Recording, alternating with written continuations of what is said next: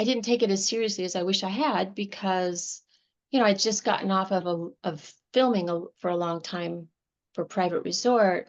And so a little guest role on a TV show didn't seem like such a big deal, but it was in hindsight that I realized, oh my gosh, the A-Team. I mean, that's a pretty special thing. So I definitely am grateful now. Yeah, and you mentioned that, and I suppose coming off a movie, but I suppose when people when you went to audition for the A Team, did you audition for the role, or was that role sort of offered to you? Because obviously, were you you probably had a good knowledge of the industry, and obviously you were probably aware of George Peppard, who's a massive Hollywood name. So was that sort of resonating with you when you went for the audition? Know that this is a feature that has George Peppard into his Breakfast at Tiffany's, in terms of a big Hollywood movie icon, in terms of James Garner up there as well, in terms of that. Okay, don't judge me, but I really didn't know anything about the film industry. And like I said, I kind of just had fallen into it not long before. So again, much to my chagrin, did not pay enough attention to um, any of that until later. Now I have a deep, deep love for the film industry. But at the time, I was rather green. And I don't remember auditioning for the A-Team. I don't know if they just gave it to me or I auditioned. Probably I auditioned. Hmm. Um, but it was, of course, on the set, I think that's when it really hits you like, oh my goodness, I'm working with George Peppard and Face, Mr. T. Yeah. And tell us, when you arrived on the set, your sort of, were you greeted by George Peppard? What was your interactions? Because we've spoken to an awful lot of people. We've done over 60 or 70 episodes. And the general sort of reactions that we get from this is a testosterone driven show, a very testosterone driven, an awful lot of machoism, an awful lot of characters. But in terms of Dwight Schultz, who played Murdoch, very intelligent, very friendly guy, very down to earth, very sophisticated, rather than the wacky guy he sort of plays. Mr. T, fun, jovial, big sort of heart, in terms of not really looking. The demeanor he plays is very different from the guy. Then Face Man, Dirk Benedict, while acts as the sort of the player or the machoism or the cool dude on set, he's very quiet, very shy, very reserved guy when the cameras are not flowing or the cameras are in his face. And then George Peppard is, whether you got on his good side or his bad side, he was like he either liked you or disliked you, and he started made up his mind in the first minute or two after speaking to you or in his presence, whether he was going to be he was going to be a favorite of yours, or whether he wasn't too fond of you. Was your sort of experience like that, or was it very different, or did you get to interact with him? I did get to interact with them, and I remember George Peppard. I didn't know that about his reputation at the time, and I thought he was perfectly friendly. We didn't spend a lot of time talking to each other, but he introduced himself. He shook my hand. He seemed, you know, he seemed like he was being welcoming toward me, which maybe sometimes I know more seasoned actors, at least in my experience, go out of their way to make, especially a young actor who's just starting off, feel comfortable. And I've got that feeling he was doing that for me. So, which was really, really nice. Mr. T, same thing, didn't didn't go out of his way to have any deep conversations with me, but he seemed like a warm guy. He seemed like a caring person. Yeah. I remember a bunch of kids came around and they were wanting his autograph, and he like chased them off, and I thought, oh my gosh, that's so rude. But then I realized he was just being really playful with them. They were youngish kids. And he was just actually kind of playing his character. And then he went back to signing autographs and being really fun and friendly with them. Yeah, I would say your description of both Murdoch and Face were right on. I found Murdoch to be very authentic and genuine Mm. and warm and welcoming. He made me feel really comfortable, which was really great because I wasn't comfortable in the character I was playing, and I definitely wasn't comfortable having to scream. I'm pretty sure they dubbed over my scream. I can only imagine because I'm not a screamer. And having to scream was, believe it or not, a big challenge for me. Um, and so it was nice that he had made me feel kind of comfortable on the set. And so did Face. Hmm. Dirk was really, I wouldn't say, I would say he did seem shy. Um, he didn't seem to want to sit around and chat or anything in between scenes. But I feel like he also went out of his way to make sure I was comfortable on the set. Yeah. And in the episode in particular, you had an awful lot of prominent guest stars. Jeffrey Lewis, who played Matt Stoddard, who was the main guest star of that episode as well. But then you had Daniel Davis as well, a very prominent sort of British actor. We all know him from The Nanny in terms of that episode, that TV series as well, and Janet Arnett as well, who played a sort of woman of all different tricks and sizes in terms of that. So real sort of prominent guest stars as well. As a to appear in an A-Team episode with such prominent guest stars, did you get to interact with guest stars? Did you spend time with each other in between takes as well? It was like you said, 40 years ago. Yeah. But I do remember us all being on set. I remember, I don't think that other guest stars were on when I was on, because we were in different scenes. So I remember seeing someone, I can't tell you who, but I do remember recognizing one of the guest stars at the time, and I can't for the life of me remember who it was, and they must have been filming something the same day, and saying hello, just because I remember talking about it later. But for the most part, I didn't get a chance to spend any time with the other guest stars. But I do feel like I was in very good company. Yeah. And in terms of Karyn, in terms of being on the A-Team, we all know it's testosterone driven. We all know that it's probably in the 80s a Stephen Cannell production, one of the best stunts team in the business, and the A-Team definitely had one of the best stunts team. When you weren't partaking your own scene, did you stick around? Did you get to see some of the shooting and the scenes taking place? Did you get to see the stunts team in production? And were you sort of taken back and surprised at how slick it was, how efficient it was, and to be pull off stunts of that caliber back in the 80s in terms of what they were able to do? Definitely, I would say that in general across the board, I'm still impressed by stunt work. But we were filming on the beach, so the main scene that I was aware of in terms of trying to get the action right was Murdoch having to come through the window, the sliding glass door, and getting that was challenging, I think, to get that just right, because he had to be drugged up, trying to get our attention, trying to come into the place. And I remember thinking that that took a lot of effort to get that right. I don't know if it was just the angles of it was challenging, but we did have to spend a lot of time on that. Um, I think mostly I hung out on the set, um, watching just a scene being shot. I can't remember what scene it was, but I don't remember actually seeing any major stunts being done. Um, but I was also surprised by, just in hindsight, by how much they did their own work, especially like Mr. T. Um, I feel like he did a lot of his own, maybe it wasn't his own stunts, but I mean, he had to do a lot of action. They all had Yeah. to do a lot of action, where there weren't any stunt persons.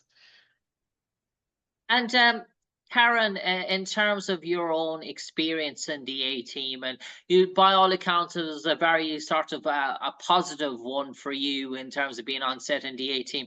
Having a credit on the A-Team and being on a blockbuster sort of cable show that went all across the United States and Canada and worldwide at the time, did it open up further opportunities for you in the aftermath in terms of possible auditions, interviews, being on the A-Team, having that on your resume? I'm sure it must have. I'm sure it must have. I don't think I was necessarily aware, and I'm still green at this point. Mm. So I'm not sure I'm really fully aware of how the business even works at this point, but I'm sure it must have opened doors. I mean, the A-Team, what wasn't it like the biggest show of the time? And Mm. Yeah, very much so in terms of yeah, the 80s as well. And when we talk about cult classic shows, we look at different sorts of genres. We think of maybe Starsky and Hutch. We think of MacGyver, Dukes of Hazzard, The Rockford Files, Murder She Wrote, the A-Team. Then we think of maybe onto the 90s and Walker's Texas Rangers. These sorts of shows, they're sort of generational, that they don't, though they might have been filmed in a decade, they're not stuck to that decade in terms of they can be catch an audience, they can catch new followers. Even to this present day, they're kept playing on repeat over and over again worldwide as well.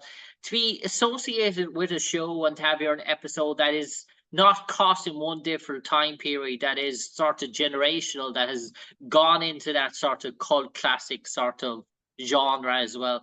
How is that for you to be exhilarating to for you to know that you played a small little piece in terms of that, and that still today around the world people, whether it's in Brazil or Germany or Mexico, or whether it's being dubbed in Spanish or German or French, that people are seeing your episode again and again, maybe for the first time, even though it's 40 years later.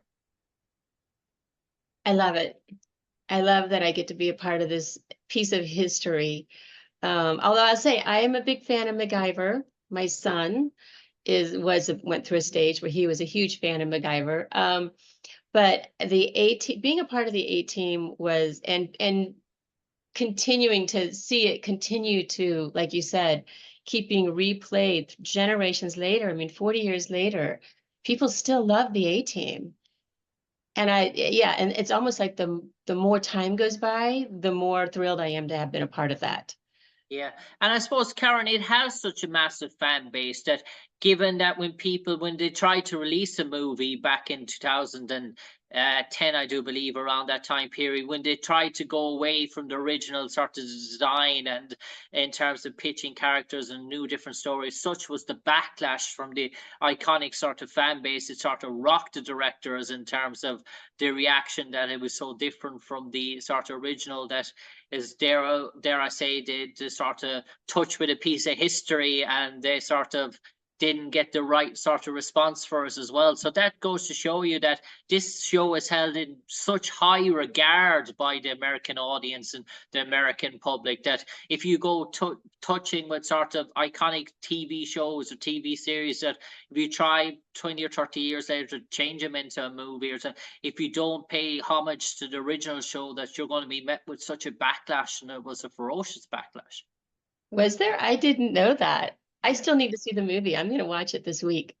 Was there a big backlash? Yeah, there was a big backlash. Yeah, yeah, yeah. What were people saying?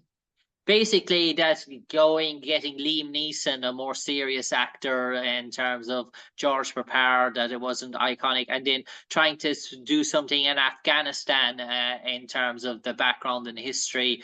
Trying to say something was so different to what there was, to it disrespected the whole Vietnam sort of war thing that the A-Team was based on, in terms of pitching it in Afghanistan, in terms of that, and the whole Iraqi Afghanistan thing. And the sort of the casting as well didn't go down too well in terms of Bradley Cooper and Liam Neeson. So yeah, that was the sort of backlash. Yeah. It sounds like they kind of missed the point. I mean, the whole point of A-Team was, I mean, the A-Team came out not that long after the Vietnam War ended, and it was, there was a lot of kind of pain associated with the Vietnam War. And the A-Team came along not to make light of the Vietnam War, quite the opposite, but to I think create a bit of bring some humanity Yeah. to. I mean, a lot of these vets came back and they were not, treated very well, and it kind of brought some humanity to, you know, not everyone who was involved in the Vietnam War went there with, you know, was bad or was certainly not evil. Some of the people at the top, perhaps, but kind of reminding us that there were heroes, or at least putting this idea that there were heroes that were there, and that you could come out of the Vietnam War.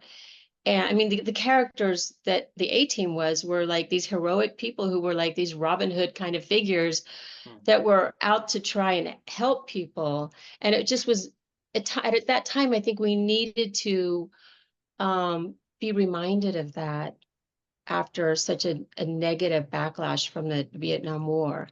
Yeah. And Karyn Lucy O'Brien, I do believe 2024 is a busy time for you. You might enlighten our audience some of the projects that you have going on at the moment.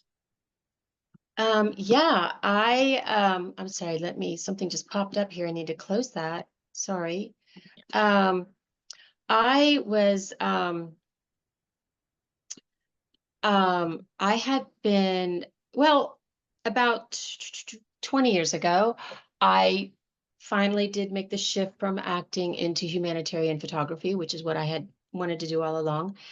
And I have now traveled to almost 100 countries, working mostly in the developing world, mostly on like women's empowerment, economic, which is ironic because it was a really testosterone driven show. And I remember, although it doesn't look like much, but in my character, they had to stuff my bra because my boobies were not big enough. And then I had like that crop top and a mini skirt. And it's just, I find it humorous that my work now involves me working on women's empowerment when I was playing this very cheeky kind of, you know, yeah, ditzy girl. But anyway, I created a TV show called Lost with Lucy. It's basically it's it's not easy to explain. Let me see if I can do it this way. No, I can't. It's basically a show about this relatively normal middle-class American family living a relatively normal. I have 3 children, but things are never what they seem. My filmmaker son, and I travel the world, and they're not your normal vacations. We, you know, snuck into Tibet under the Chinese border guards. My son almost stepped on a minefield in Sarajevo. We were in the middle of a drive-by shooting in Haiti. We talked our way into a Haitian prison. You know, so it's a show where we're like, you know, bribing police officers and being chased by, you know, attack helicopters and, you know, jumping off of moving trains, etc. Anyway, you get the idea. And it's something it's a project that I'm very proud of. And it was something that was picked up by the Oprah Winfrey Network about, well, I don't want to tell you how long ago, but a while ago, 10 years ago. And then it got put on the back burner. And then I was supposed to go and share it with other networks. I ended up going overseas for basically 10 years. I've been traveling nonstop for the last 10 years. And now there's like a resurgence of interest in it. So I'm just excited about this project to see where it goes. Okay, fascinating. And we do no doubt it will get